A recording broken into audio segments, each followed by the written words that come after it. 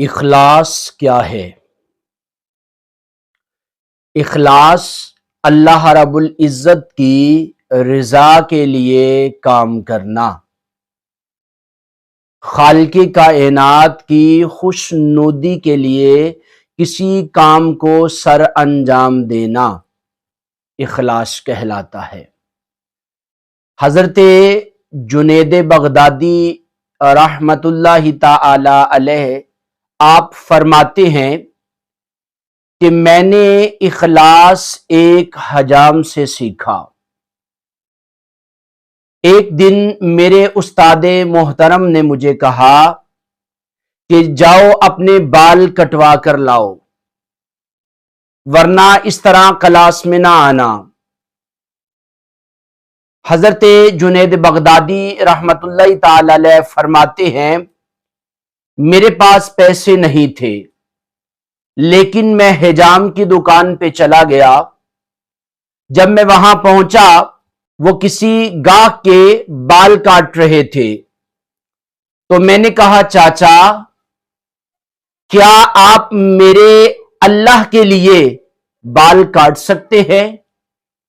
تو اس حجام نے گاہک کو پیچھے کیا اور فوراً مجھے پکڑا، میرے ماتھے کو چوما اور کرسی پہ بٹھایا اور کہنے لگا کہ پیسوں کے لیے تو میں روز کام کرتا ہوں، آج پہلا گاہک آیا ہے جو اللہ کی رضا کے لیے کام کروا رہا ہے۔ تو انہوں نے میرے بال کاٹنا شروع کر دیے۔ حضرت جنید بغدادی رحمت اللہ تعالی علیہ فرماتے ہیں میں نے دل میں سوچا کہ کبھی زندگی میں موقع ملا تو میں ان کی ضرور پیسوں سے خدمت کروں گا۔ بالآخر ایک وقت آیا، اللہ نے بڑی عزت اور شہرت عطا فرمائی، تو میں ایک دن اسی حجام کے پاس گیا تو حجام کو میں نے وہ پورا واقعہ یاد دلایا۔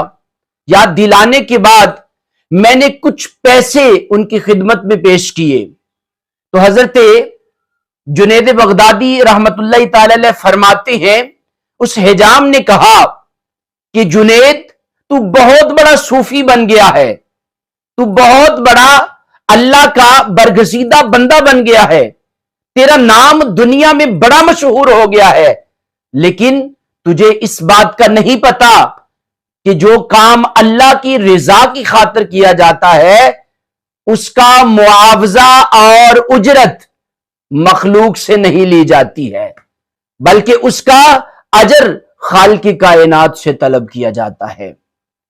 تو جنید بغدادی رحمت اللہ تعالی علیہ فرماتے ہیں میں اس دن سمجھا کہ اخلاص کس کو کہتے ہیں، کہ صرف اور صرف محض اللہ کی رضا کی خاطر کام کرنا اخلاص کہلاتا ہے۔